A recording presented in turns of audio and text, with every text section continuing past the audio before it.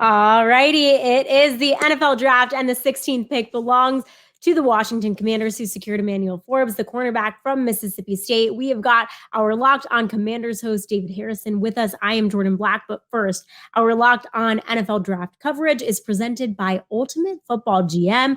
You think you can run an NFL franchise? Well, visit ultimate-gm.com to play the ultimate NFL GM simulation game and start your dynasty today. All right, David. Well, cornerback was certainly one of the top needs, if not the top need for Washington, and Emmanuel will fill that need. Now, maybe not the pick that you thought Washington would secure, but tell us what Washington will get in Emmanuel Forbes from Mississippi State. Yeah, so I mean, what Washington is going to get from Emmanuel Forbes is a very solid perimeter defender who knows how to get the ball, and that's really kind of the biggest thing that you look at when you want to try to explain how the Commanders got to this point. Is this defense, just bottom line, did not get enough takeaways against opposing offenses last year, or really even in the last 2 years. So that is something they obviously very clearly wanted to go in and address with Emmanuel, and he's got the length. The size is going to be a little bit of a question. He did acknowledge in the Zoom presser that we did with him following the pick that he is working on putting on weight. But, there's got to be that balance between making sure that all the athletic traits and all the abilities he has that got him to this point are still there as he puts on that weight. So it's got to be good weight. It's got to be pointed in the proper direction. I noticed actually as we're getting ready for the NFL draft this morning or earlier this afternoon that one of the Washington Commanders members of the training staff was here that typically you wouldn't expect them to be there in the draft room. And you almost kind of wonder if this was kind of one of those reasons why maybe they were there trying to kind of craft that path ahead for a prospect like this. But certainly, I think first and foremost, the takeaways is what the Washington Commanders are looking to add with Emmanuel Forbes. Now, speaking on the fact that cornerback was a big need, passing on Christian Gonzalez, why do you think that was? What do you think that Washington, one, saw in Emmanuel Forbes, and two, passed up on in Gonzalez?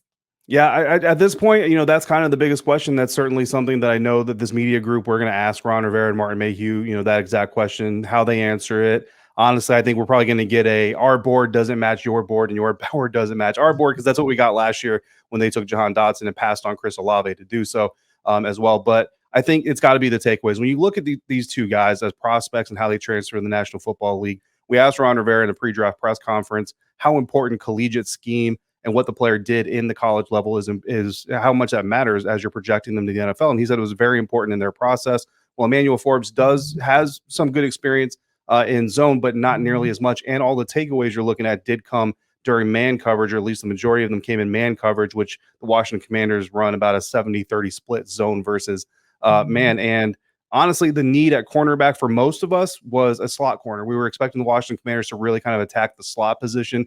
Emmanuel Forbes has, according to PFF's snap tracking, 21 career snaps in the slot. So he's obviously not coming in here to be that guy. Now, they could shift one of their previous starting perimeter guys inside and address the nickel that way, sure. So maybe that's how they're going to do this. But the expectation was more of a guy like Christian Gonzalez, who not only played in the slot, played zone, did well, graded highly.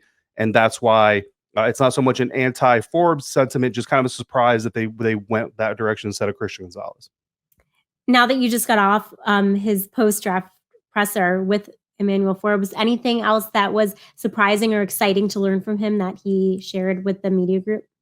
That he's one of 10 children in his family. He's got 9 siblings in that family. So this is a person who is not going to be center focused. He's not going to be all about him. He knows what it's like to be part of a unit and part of a group. And so I don't think you're going to have too many concerns about selfishness in this young man. But I mean, he just came across very confident. He was asked questions. You want to celebrate? Dream just came true. He made it to the National Football League, but of course, he got asked about the size, got asked about all that kind of stuff, and he handled it like a pro.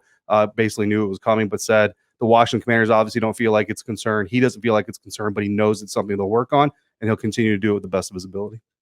That's a really nice tidbit. What else does Washington need to address as the 2023 draft carries on to make sure that it's a success? Yeah, you like to see them add some more offensive line depth. I think every team, honestly, you're never done building offensive line depth, so that's kind of a no-dust scenario there. But Edge, after declining or reportedly declining Chase Young's fifth-year option, Montez Sweat is on his final year of his contract. In fact, the Commanders have no defensive ends signed under contract into the 2024 season, except for the one who is currently suspended for violating the NFL's gambling policy. So that's not a good situation. So you are going to extend some of those players, obviously bring back some of those guys, but you also want to see them address the edge position, either round 2 or round 3, because you got to figure at this point, either Chase Young or Montez Sweat will be allowed to walk away next offseason as an unrestricted free agent if we don't see some kind of trade during draft weekend. Well, as you alluded to, you'll have more for us and the Commanders faithful. So make sure everyone tunes into Locked On Commanders for more on Washington and everything that comes with the NFL draft. For more on the NFL draft, tune into the Locked On Podcast Network. That's your team every day. Thanks so much, David. Appreciate your insight. Thank you.